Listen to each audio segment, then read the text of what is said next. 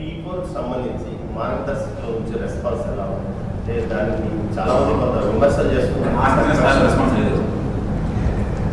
చెల్లి గవ్వ ఖర్చు పెట్టిన వాళ్ళు ఎవరైనా వస్తామంటే వాళ్ళని విమర్శించే అర్హత ఉందండి?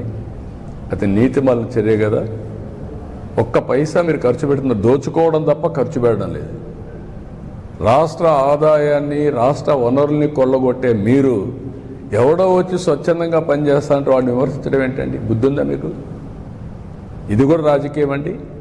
ఇలాంటి రాజకీయాలు చేసే వాళ్ళతో మనం రాజకీయం చేయాలంటున్నా. మిమ్మల్ని అడుగుతున్నా, ఈరోజు నేనేం చెప్పాను? P3 public private partnership. ఈరోజు దీనివల్ల ఈ రోడ్లు వచ్చాయి, ఎయిర్పోర్ట్లు వచ్చాయి, పోర్ట్లు వచ్చాయి, కాలేజీలు వచ్చాయి, అనేక వస్తువులు వచ్చాయి. ప్రజలు కూడా బాగుపడ్డారు. అదే సమయంలో కొంతమంది కోట్ల రూపాయలు వచ్చాయి. ఆర్థిక అసమానతలు పెరిగిపోతున్నాయి. ప్రభుత్వం ఇచ్చే సంక్షేమ కార్యక్రమాలు ఎక్కడ ఆపం, అభివృద్ధి కార్యక్రమాలు ఆపం. కానీ సామాజిక బాధ్యత కింద ఆ రోజు జన్మభూమి పిలిపించా, జన్మభూమితో వచ్చి గ్రామ సేవ చేశారు. ఈరోజు నేను ఇచ్చేది P4 అన్నాను, ప్రభుత్వం ప్రైవేట్ పీపుల్ పార్ట్నర్షిప్. ఈరోజు నేను ఒక్కసారి మీరు చూస్తే నేను ఒక 20 ఏళ్ళు తిరిగాను. తిరిగితే ఒక అతను చాలా బాగా పనిచేశాడు. వడ్డీ కులస్తుడే, అందరూ వాళ్ళే. వాళ్ళల్లో ఒక ఫ్యామిలీ చాలా బాగా పనిచేసి పిల్లల్ని బ్రహ్మాండంగా 20 ఏళ్లలో చదివించి, ఒకడు అమెరికాలో ఉన్నాడు, ఒకడు బెంగళూరులో వ్యాపారాలు చేస్తున్నాడు. అందరికంటే అందరూ ఇంజనీర్లు చేశారు.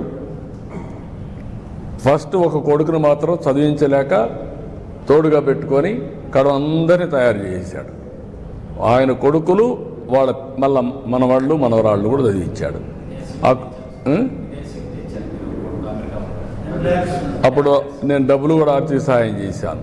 ఆ రోజు చేసిన సహాయంతో వాడు అమెరికాకు పోయి మంచి ఉద్యోగం వచ్చి మళ్ళా డబ్బులు పంపించి ఇంటికి ఈరోజు బ్రహ్మాండమైన బిల్డింగ్ కట్టుకున్నాడు.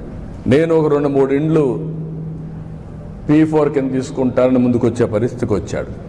అది స్ఫూర్తి. నేనేం మింగతాను, పేదవాళ్ళనే ఉండాలి, వాళ్ళు ఇట్లే ఉంటే నాకు సంతోషం అనేది కాదు. పేదరికం లేని, అందుకని నేను ఏమన్నానంటే నేను కష్టపడేది కూడా ఈ పేదవాళ్ళ కోసం కష్టపడుతున్నా, ప్రజల కోసం కష్టపడుతున్నా. అది కూడా నా జీవితంలో చూడాలనుకుంది. Zero poverty 2029. అక్కడి నుంచి ఆర్థిక ఇంకా మెరుగైన జీవన ప్రమాణాలు క్రియేట్ చేసే వ్యవస్థ, ఆర్థిక వ్యవస్థలో ఆర్థిక అసమానత తగ్గించే వ్యవస్థకు శ్రీకారం చుడతాం. That is our aim.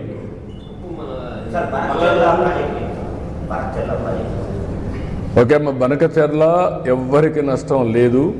కొంతమంది మాట్లాడుతున్నారు, ఇది కరెక్ట్ కాదు. తెలంగాణలో కొన్ని ప్రాజెక్టులు నేను సమైక్య ఆంధ్రప్రదేశ్లోనే దేవాదులు నేనే పునాదులు వేశాను. ఆ రోజు లిఫ్ట్ ఇరిగేషన్ పెట్టా. శ్రీశైలం SLBC, ఇప్పుడు మాధవరెడ్డి కెనాల్. అది చూసిన తర్వాత ఆ రోజు నేను దేవాదుల ప్రాజెక్టు కూడా లిఫ్ట్ ఇరిగేషన్ సాధ్యమని గోదావరి పైన ఆ లిఫ్ట్ ఇరిగేషన్ పెట్టాం. అదే సమయంలో ఇక్కడికి వచ్చిన తర్వాత ఆంధ్రాలో పుష్కర, తాటిపూడి 2 లిఫ్ట్ ఇరిగేషన్లు తీసుకొచ్చాను.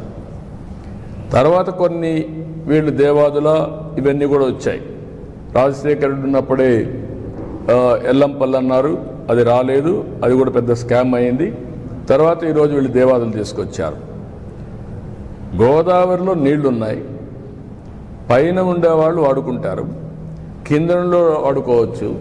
2000 TMC నీళ్లు సగటున 100 సంవత్సరాలు సముద్రంలోకి పోయినాయి.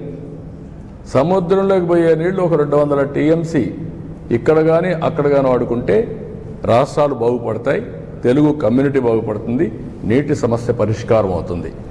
ఆ విషయమే నేను పదే పదే చెప్తున్నా. ఎవ్వరికీ నష్టం లేదు. నేను తెలంగాణలో ఉండే ప్రాజెక్ట్స్ గోదావరి పైన ఎప్పుడు అపోజ్ చేయలేదు, అపోజ్ చేయను కూడా.